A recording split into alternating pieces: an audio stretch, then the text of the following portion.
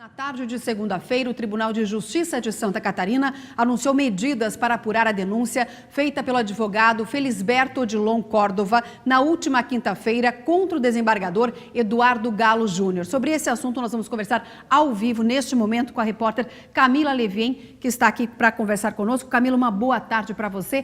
Qual o procedimento a partir de agora? Boa tarde, Udiane. Olha, em uma reunião de portas fechadas, eles anunciaram ontem que vão fazer uma investigação em 3 etapas. Por enquanto, o desembargador Eduardo Galo Júnior deve continuar no cargo e vai preparar a sua defesa enquanto continua atuando, e ela deve ser apresentada em 5 dias. No Ministério Público, além deste processo que foi encaminhado pelo Tribunal de Justiça, também está tramitando uma representação criminal que foi feita pelo desembargador contra o advogado que o acusou de receber propina. Ele acusa o advogado de cometer crimes de calúnia, injúria, difamação e ameaça. O coordenador do Núcleo de Imprensa do TJ de Santa Catarina diz que este é um dos casos mais importantes sobre investigação durante os 125 anos de existência desse tribunal. Veja só.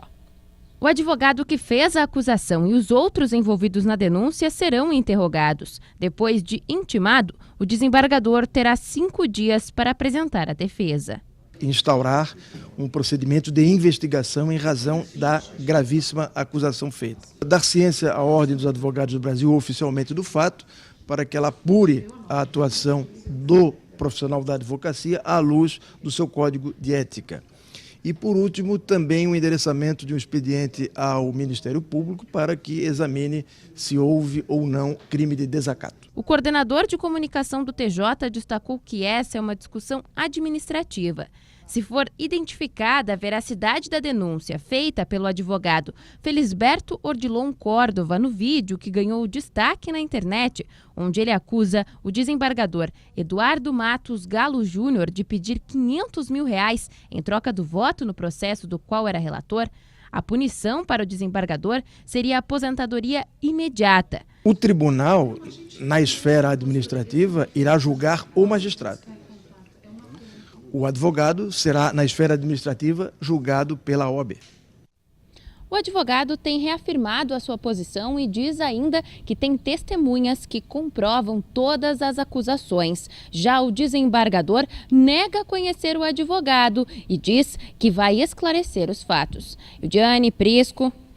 Obrigada, Camila, ao vivo, por essas informações. Prisco, uma boa tarde para você. Tudo bem, Udiane? Tudo bem. O Tribunal de Justiça, então, definiu ações para apurar esse caso da denúncia. Exatamente. Eu conversei hoje pela manhã com alguns desembargadores.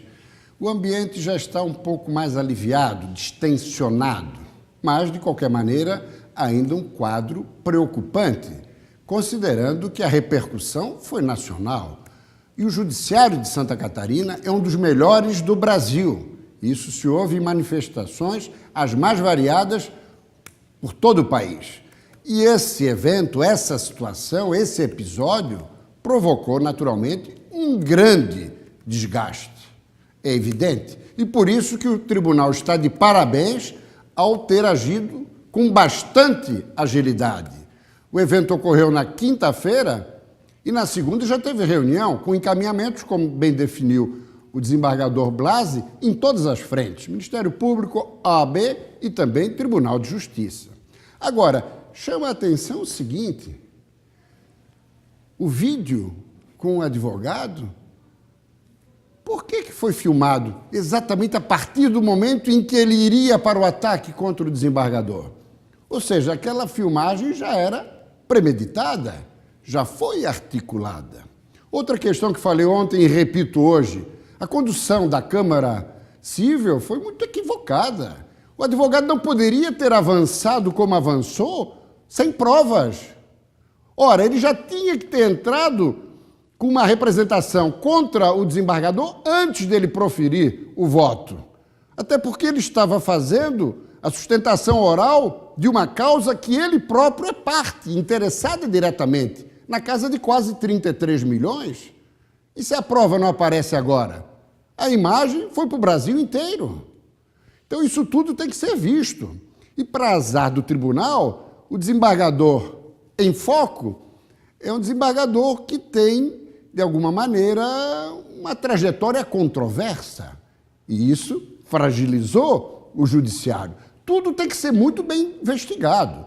Se o magistrado tiver culpa no cartório, tem que ser responsabilizado ao extremo, se preciso, com aposentadoria compulsória.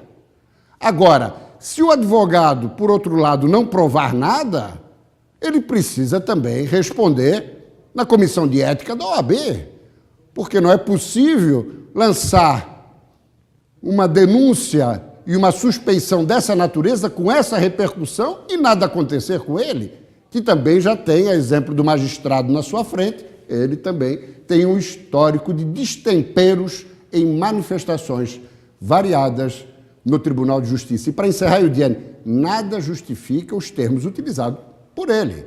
Safado, vagabundo, se referindo ao magistrado, que é isso? Então agora quando um magistrado que diariamente está julgando for condenar um cidadão, vai tratá-lo dessa forma? Não tem cabimento. Respeito em primeiro lugar.